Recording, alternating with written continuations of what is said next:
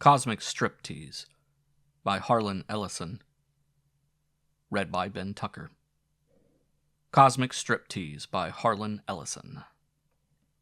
The Atlas didn't make it. It blew up. And so did the Thor. The Vulcan wasn't much better. It just went pfft. None of them got anywhere near outer space. The real outer space.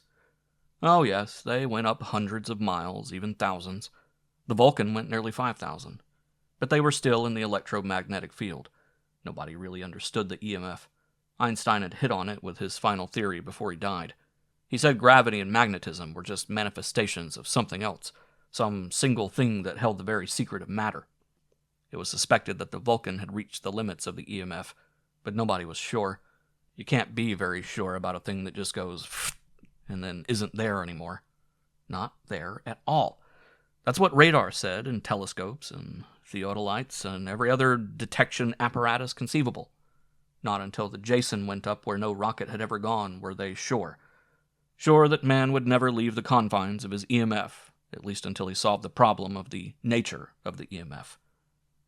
And that seemed the problem of the nature of matter itself. You'll have to admit that's a difficult problem to tackle.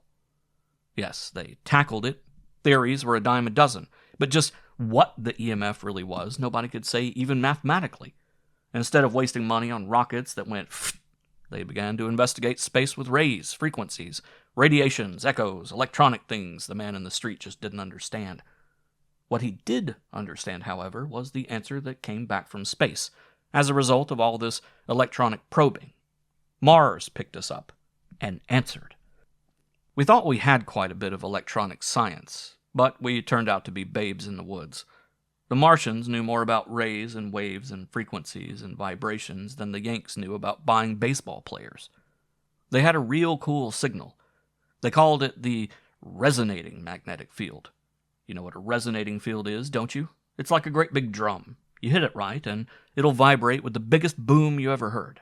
It resonates. Our scientists knew how to resonate crystals, but the Martians could resonate the atmosphere. And when they resonated our atmosphere, every Earthman dug them, no matter where he was. That's the way their first signal reached us. A resonant voice sounded clearly everywhere on Earth, speaking in the language of the area in which it was heard. It was all a matter of resonant pitch. A thought had a basic wave, and it can be keyed to any pitch. When you say something, you express a thought by resonating the atmosphere. No matter if you speak English or German or Brooklyn, it's all the same thought. Well, when the Martians talked, we, each of us, were our own wave converter, and the vibrations that hit our eardrums came out whatever language we talked. How did they do it? Well, how do you explain electronic knowledge as advanced as that? You're right, they didn't. They didn't even try. They said we wouldn't get it anyway, so why waste airtime? A few of our big domes were incensed, but the Martians let them smoke. They said they'd been watching our rocket efforts, and had figured we were pretty stupid since everybody in the solar system, and outside it for that matter, knew you couldn't lick the EMF with rockets. But then we'd started our electronic probing of outer space, and they lifted their mental eyebrows. It, they said, gave them the itch to give us a few pointers. You can imagine the fuss there was in the Pentagon, and in the Kremlin for that matter. Here was a chance to load up on classified stuff of the highest order, and something called an RMF was the biggest leak the world had ever known. Well, the Martians deep froze that kind of idea right away. They weren't going to have any truck with secrets, especially secret weapons. They gave us quite a ribbing about weapons, and there were a lot of red faces on Earth. They were civilized, they said, and even their plows had been beaten into resonators. They had a highly developed moral sense, and the word war appeared in their dictionaries only in the archaic section. They were going to tell us a lot of things, to be sure, but they were going to elevate us. They were going to make real ladies and gentlemen out of us like they were. And as a beginning, they said they were going to put on a pageant. They were going to depict life on Mars for us as it was today, in all its glory and perfection, and they were going to do it in the form of a play. You can picture the Broadway producers perking up their ears at this, and right away they began thinking of the whole thing in terms of a production. Naturally, when the Martians said it would be done via worldwide television, the big networks immediately sensed a big deal, and they jumped almost as high as Vulcan. But the Martians said the broadcast didn't need receivers. but that the sky itself would be the TV screen. This was going to be the exact opposite of closed-circuit TV.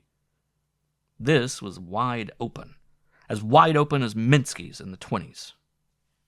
Nobody knows how they did it, but NBC and CBS got a dual contract with the Martians for the commercials. Yes, it's true. The Martians agreed to monitor their commercials and then rebroadcast them as part of the big show that was to introduce Earthmen to Martians. The sponsors weren't difficult to sell. They fell all over themselves to get spots on the program. Actually, the whole thing was the most serious development in world history. Picture it for yourself. Out of a clear sky one day, at night because it involved the whole Earth in the same instant, a voice came from outer space, from Mars, and introduced us to a form of life our scientists had always claimed was a member of the lichen family, but which actually was a lot more human than you are. What we had thought was the lowest form of mossback was actually the highest human civilization in the solar system. Wedgwood china, suspension bridges, and hot dogs were old stuff 30,000 years ago with the Martians. They were really advanced, and when we understood it, most of us, that is, we felt mighty flattered to think that they were going to try to rub some of it off on us. Actually, the big show idea was a good one. Their psychologists had studied us and had decided that the best way to educate us was the painless way, by entertaining us. They knew how TV fascinated us. They noted our bowed shoulders, our kinked necks, our TV squint. What more natural thing than to put on the biggest TV show of all, and at the same time take the bow out of our shoulders, the kink out of our necks, and restore the focus of our eyes to the natural one of infinity. The whole sky was going to become one gigantic television screen, in perfect focus, in full. How full we never imagined until we saw it, color, and in 3D. This big show, they said, was going to come in like cosmic rays, from every direction, but seeming to focus directly overhead. Every seat in the house would be the best seat in the house. You were the entire audience, sitting in the one seat, surrounded from horizon to zenith by the entire stage. The Earth's EMF, they said, was a perfect lens shape, and it formed a perfect focus on the center of the Earth. The atmosphere was a perfect lens also because it was governed by, and in fact owed its existence, as did the entire Earth, to the EMF. Ever stop to think that it's the EMF that makes the direction exactly opposite to your feet the direction we call up, no matter where we stand on Earth? To a Chinese, up is the other way. It's the EMF does that. The EMF expressing itself as gravity. There really isn't anything called gravity as an entity. The EMF is the entity, and gravity is one of its legs. Magnetism is the other. Maybe the only way you could describe the EMF would be to call it the body, and nobody knows what the head is. The egotist who thinks he is the center of the universe may be right after all, except that he's not alone. Everybody else is at the center too. Not that Edith Miller was egocentric. She was beautiful, yes, but not egocentric. She was not only beautiful, but she was the private secretary to Herman Fendler, head of the new NBC-CBS Big Show merger. It was quite true that she would not have been secretary had she not been beautiful. After all, it's what you see on TV that counts, and the bosses never let that fact get very far out of their minds. Anything that couldn't go before a camera didn't go in TV anywhere. Edith went everywhere.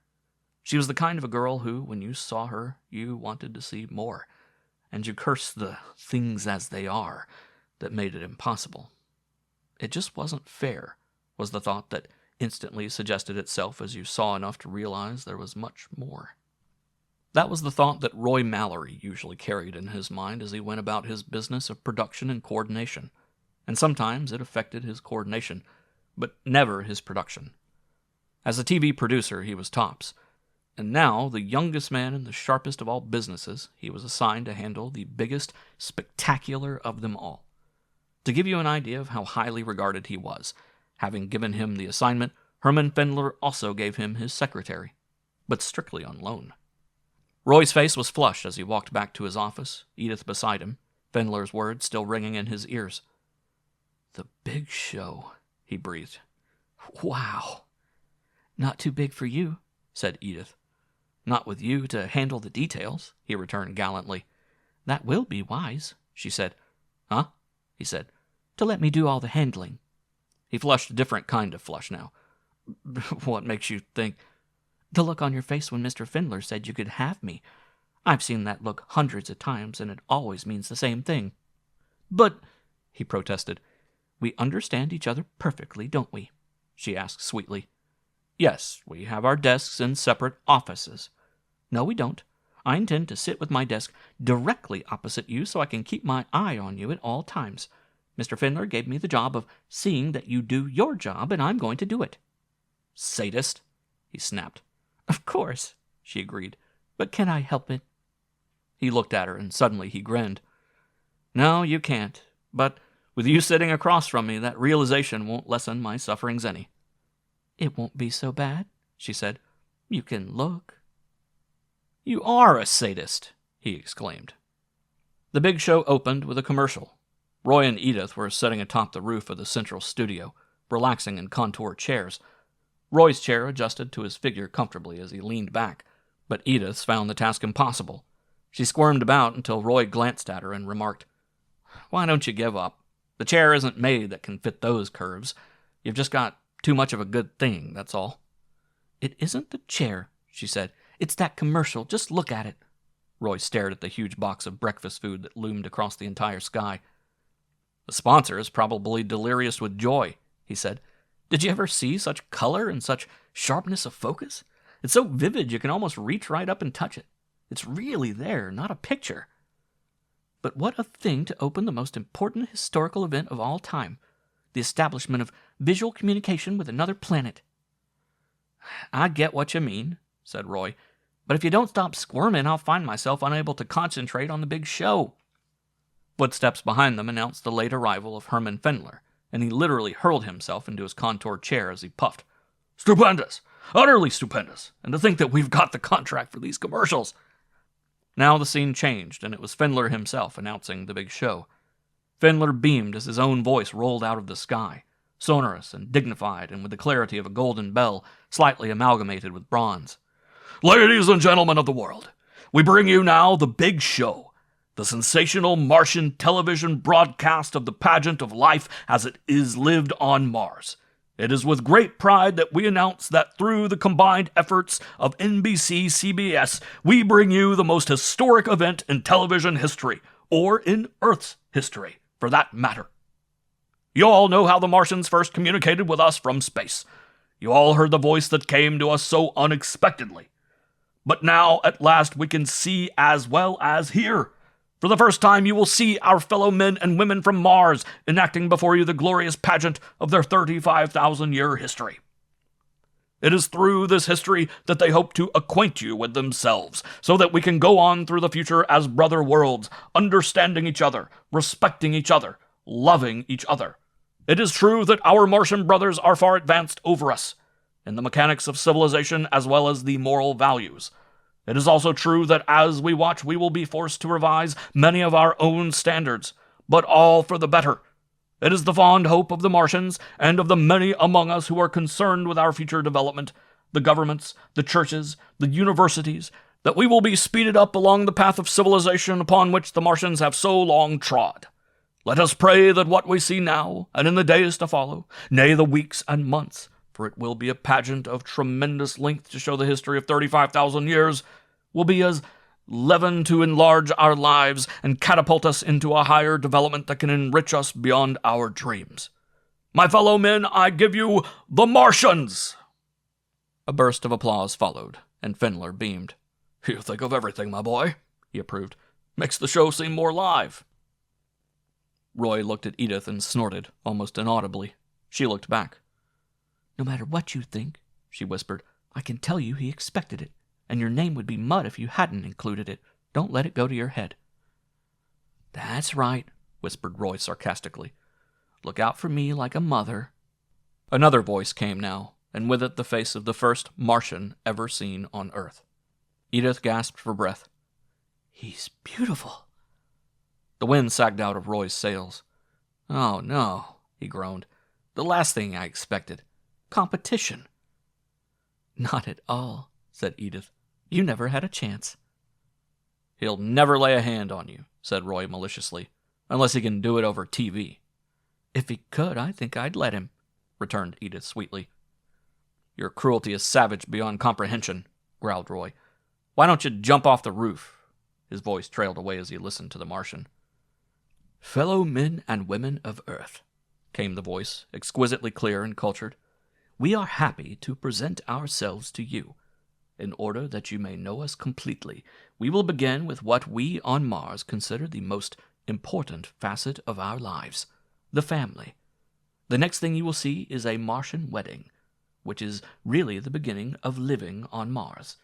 Until the day a Martian man and woman join themselves as a family to begin the wonderful task of continuing the race, it cannot be said that they have really been alive, but only going through the first faint stirrings of life as it really is. Look now upon a Martian wedding day. As the voice faded away, the face of the Martian, which had filled the whole sky, began to recede, and as it did so, his shoulders came into view, his bronzed chest, his perfectly formed arms, his gleaming nude torso. "Oh, my goodness!" screamed Edith, sitting erect in her chair. "Oh, my goodness!" "He's stark naked!" roared Findler. "Mallory's nude as a jaybird!" "So I see," said Roy uncomfortably. "Rather makes the classical sculptures of the ancient Greeks seem crude by comparison, doesn't he?" "Eh?" said Findler. "Oh, yes, he does. I see what you mean, but—" He subsided and relaxed in his chair because now the figure had vanished. "Classical art personified. Great artists those Martians must be." Roy looked covertly at Edith, who was trembling and trying to compose herself as she, too, returned to her reclining position. 8, 9, 10, he muttered. "What did you say?" asked Edith faintly, her composure returning. "Just counting myself out," said Roy sadly. "If that's what it takes, I'm long gone." Once more the gigantic television screen of the sky came to life, and this time Roy Mallory sat erect. "This is more like it," he exclaimed with renewed interest. The scene was a great cathedral-like building, with the rays of the sun streaming redly through fantastically carved windows that seemed made of diamonds. Walking straight toward them came a young woman, smiling radiantly, and bearing in her arms a large bouquet of the most vivid and exotic flowers Roy had ever seen.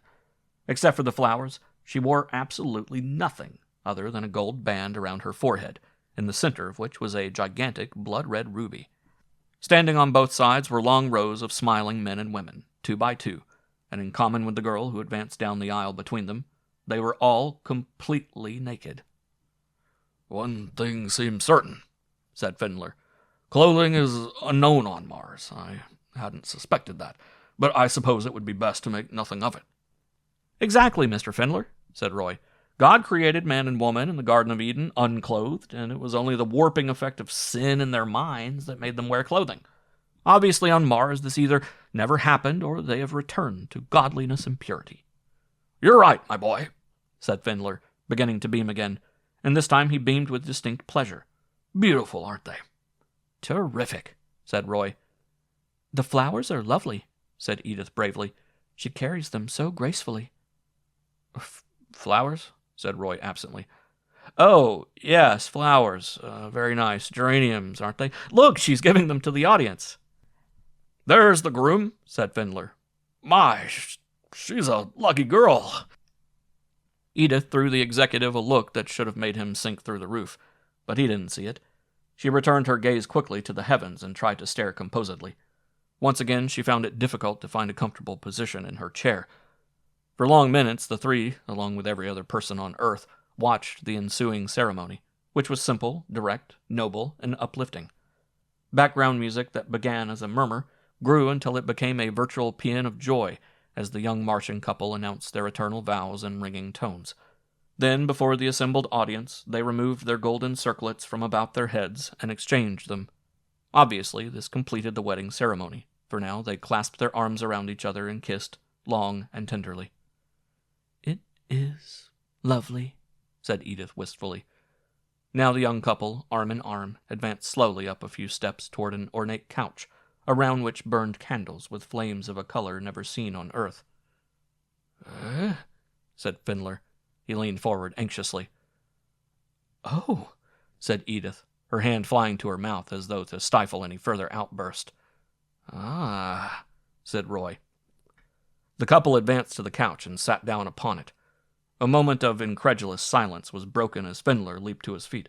"Mallory!" he roared. "Get that show off the air! Cut the power! Smash the cameras! Do anything! The FCC will murder us!" "There's no power to cut," said Roy. "This isn't our show, remember?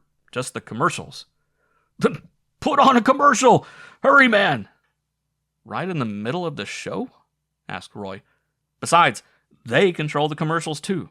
Immediately after this scene, as I understand it, they'll put on the breakfast cereal again, and it will be rather well timed, I'd say." Edith rose to her feet, her face flaming. "You've got to do something."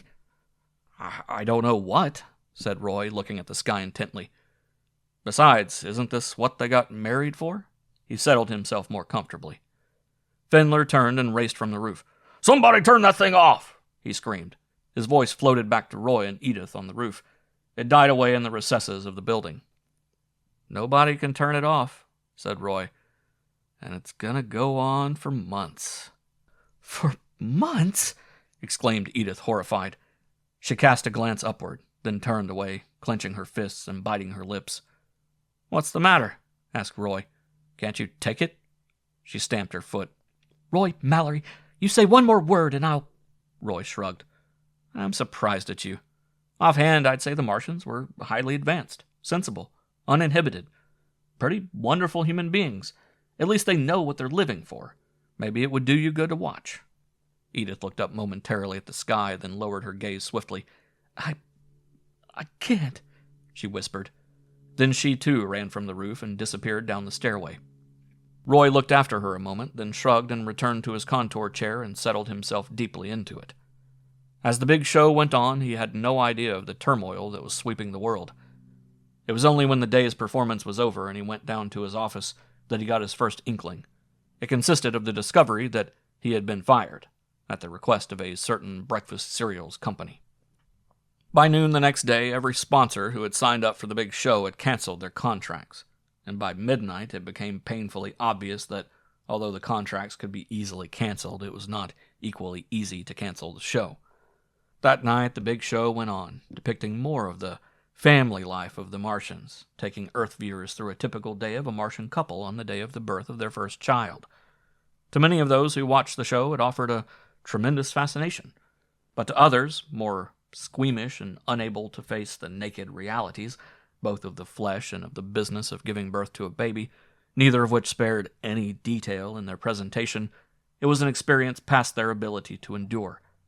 However, as one prominent physician said, "This is the way a baby should be born.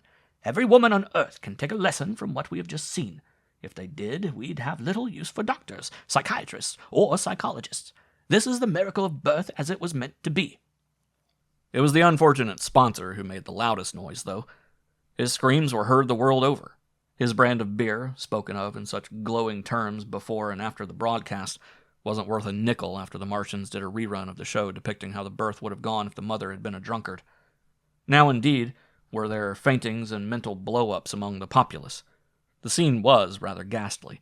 Some thought the Martians had overdone it, but as the president of the WCTU remarked triumphantly, "Exactly what we've been saying for decades." At midnight, the FCC suspended the license of the NBC-CBS Big Show merger, and Herman Findler himself lost his job. Along with him, of course, Edith Miller became unemployed, although no woman in that category could claim to be more beautifully unemployed. Roy Mallory, visiting his office to remove some of his personal belongings, found her emptying her own desk. "Oh," he said, "another casualty?" "You read the papers, don't you?" she asked. "Yes, I heard of the FCC closing the networks up, but it hasn't stopped the show. Tonight, you know, is the Martian version of what they do for entertainment. I suppose we'll be watching that happy young couple going out on the town and doing it up brown or buff, as you might say." "You will be watching," Edith cut in acidly. "I have no doubt at all. As for me—" "Certainly I'll be watching. That doll is almost as beautiful as you are, and I keep thinking how nice it would be if we were on Mars." "We're not," she said, "and we won't ever be." "Alas," he said glumly, "and alack." "You're as funny as a crutch," she said, stuffing the last of her belongings into her bag. You ought to get yourself a job as a comedian." "Oh, I've already got a job," he said airily. "Oh?" "Yes." She stood there, poised as if to leave, but not actually translating the poise into action. "Where?" she asked, setting down her bag with a defiant slam. "I could use a good secretary," he said. "Tell me where you're working," she demanded impatiently. "I'm starting my own business in television producing," he said, "and I'll never make it go without a competent secretary. And," he put his hands behind his back, "look, no hands." "I'll take the job," she said. "And what are you doing for your first show?" "Give me time," he grinned. "I just this minute started the new company." "I thought so," she said calmly. "Well, how about the big show?" "The big show? Why not?" "Who will we get for a sponsor?" he asked sarcastically. "How about Sunbathing Magazine?" she suggested. He looked at her wide-eyed. "Sunbathing Magazine," he gasped. "Of course. With all this publicity, their circulation will zoom to the moon if they just grab it, and it's up to you to see that they do." "Baby," he said wonderingly, "I just don't know how to take you." "Don't try it," she said, picking up a letter knife and toying with it. Exactly 1 week later, the Martians dropped all their previously scheduled commercials and put on the first of the new commercials. As Roy Mallory reclined in the contoured chair atop the roof of his newly rented office, Edith Miller suddenly appeared at his side and looked around. "Where's my chair?" she asked. He leaped to his feet. "I didn't think you cared to watch the big show," he said. "I only ordered one chair. You're always yelling about extravagance." "All right," she said. "I'll sit on the parapet." "You'll get a stiff neck." "I've already got one," she said.